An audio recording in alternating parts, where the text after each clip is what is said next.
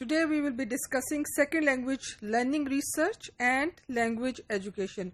We will be discussing all the topics with regard to the second language research and the relationship it has with language education. The first topic of our discussion is goal of language learning research. We will be looking at the goal in the context of all the research that has been done so far and the views of different researchers.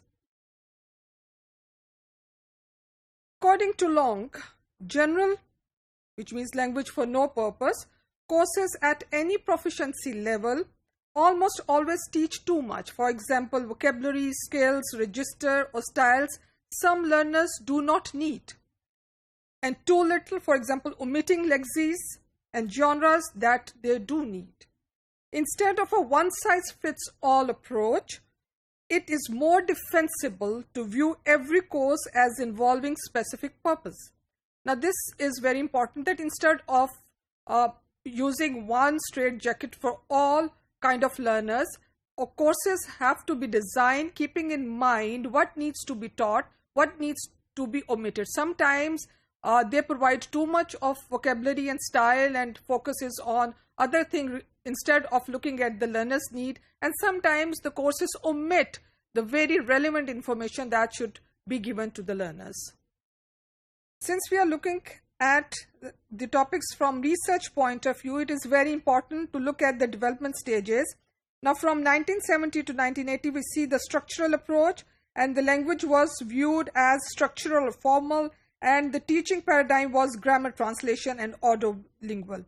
From 1980s to 2000, we see communicative teaching modes, and view of the language is cognitive, mentally constructed system, and the teaching paradigm is communicative language teaching. In the 21st century, you have the integrative, the integration of all approaches, all methods, and language is viewed as socio-cognitive, social as well as the mental or the cognitive aspect of language acquisition. And you have the paradigm which includes CLT, communicative language teaching, content-based, ESP, that is English for specific purposes, EAP, which is English for academic purposes. Teaching and learning is to create such a learning environment where students' knowledge construction can be facilitated. So the emphasis is on creating an environment which could facilitate the teaching as well as learning. And what type of environment is that? It's an environment is one in which students are challenged without being frustrated. They should feel motivated, and in which they are focused on intentional learning to fulfill set of learning goals, where they have the intentional aspect, where they are motivated, they are willing to take into the academic activities. So that is how the teaching, whatever the teacher needs to provide with the students and the learners, they both are motivated and focused on performing interactive tasks. Looking at some of others' research or views of the researcher, we see that again, according to Jonassen and Reeves, 21st century classroom needs students to face real world problem and that engage them in a higher order thinking skill. So basically, the 21st century classroom is the one where student needs to be equipped with the real world challenges, and that should be able to provide them with the higher order thinking skills, creativity, innovation, communication, collaboration, critical thinking, and problem solving skills. So this is simply going beyond the very simplistic way of class instruction. For effective English for specific purpose learning, construction of knowledge happens in a social context. So such as classroom and language laboratories, where students join in manipulating material and thus create a community of learners who build their language or knowledge together. So for effective ESP, we see that construction of knowledge happens in the social context, and that social context needs to be created in the classroom or in the laboratories, where students join as a community of learners to build their knowledge together. Bernard in 1999 says that students might not only choose what to study, but how and why. That topic might be an interesting one to study. So the objective of learning, that needs to be very clear to students, that it's not what needs to be studied, it is how and why. Emphasis is on why it is relevant for them to be engaged. The material should be provided by professors or experts in subject. It should always be authentic.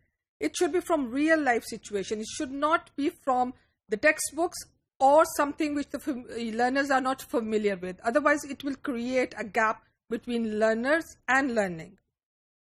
The main purpose of teaching skill is to enable students to deal with authentic information despite their level of English. Up to date, the informational exchange is growing more intense and relevant for the students. So the authentic material should be relevant. And when you are selecting a material which is authentic, you need to see the relevancy of that material with regard to the learning objectives.